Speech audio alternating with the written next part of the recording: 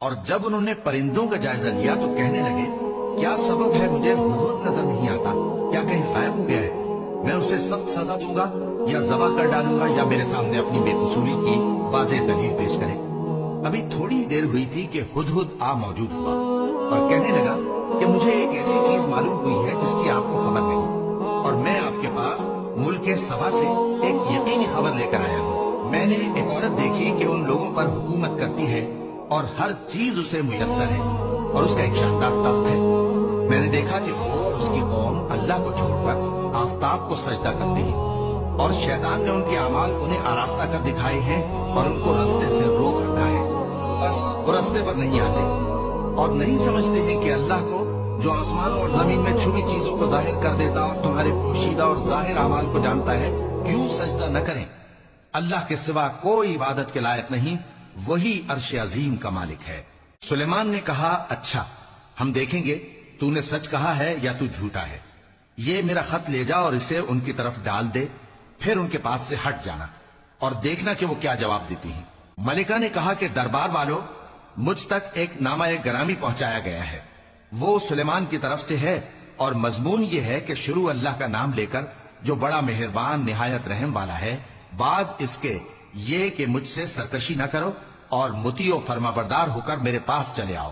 خط سنا کر کہنے لگی کہ اے اہل دربار، میرے اس معاملے میں مجھے مشورہ دو، جب تک کہ تم حاضر نہ ہو اور صلاح نہ دو میں کسی کام کا فیصلہ نہیں کیا کرتی۔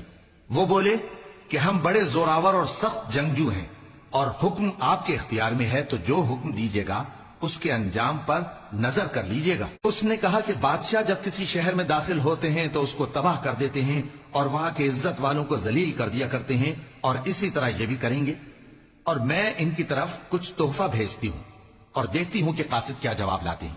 پس جب قاصد سلیمان کے پاس پہنچا تو سلیمان نے کہا کیا تم مجھے مال سے مدد دینا چاہتے ہو؟ سو جو کچھ اللہ نے مجھے عطا فرمایا ہے وہ اس سے کہیں بہتر ہے جو تمہیں دیا ہے۔ حقیقت یہ ہے کہ اپنے تحفے سے تم ہی خوش ہوتے ہوگے۔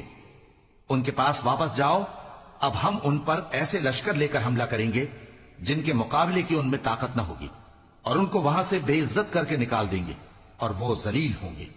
سلیمان نے کہا کہ اے دربار والو، کوئی تم میں ایسا ہے کہ قبل اس کے کہ وہ لوگ فرما بردار ہو کر ہمارے پاس آئیں، ملکہ کا تخت میرے پاس لے آئے؟ جنات میں سے ایک قوی ہیکل جن نے کہا کہ قبل اس کے کہ آپ اپنی جگہ سے اٹھیں میں اس کو آپ کے پاس لا حاضر کرتا ہوں، اور مجھے اس پر قدرت بھی حاصل ہے اور امانت دار بھی ہوں۔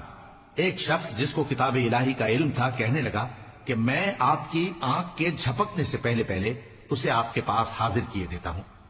جب سلیمان نے تخت کو اپنے پاس رکھا ہوا دیکھا تو کہا کہ یہ میرے پروردگار کا فضل ہے تاکہ مجھے آزمائے کہ میں شکر کرتا ہوں یا کفران نعمت کرتا ہوں، اور جو شکر کرتا ہے تو اپنے ہی فائدے کے لیے شکر کرتا ہے، اور جو ناشکری کرتا ہے تو میرا پروردگار بے نیاز ہے، کرم کرنے والا ہے۔ سلیمان نے کہا کہ ملکہ کے امتحان عقل کے لیے اس کے تخت کی صورت بدل دو، دیکھیں کہ وہ سوج رکھتی ہے یا ان لوگوں میں سے ہے جو سوج نہیں رکھتے۔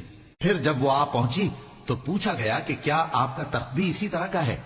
اس نے کہا کہ یہ تو گویا ہو بہو وہی ہے، اور ہم کو اس سے پہلے ہی سلیمان کی عظمت و شان کا علم ہو گیا تھا، اور ہم فرما بردار ہیں۔ اور وہ جو اللہ کے سوا دوسروں کی پرستش کرتی تھی، سلیمان نے اس کو اس سے منع کیا کہ وہ کافروں میں سے تھی۔ اس کے بعد اس سے کہا گیا کہ محل میں چلیے۔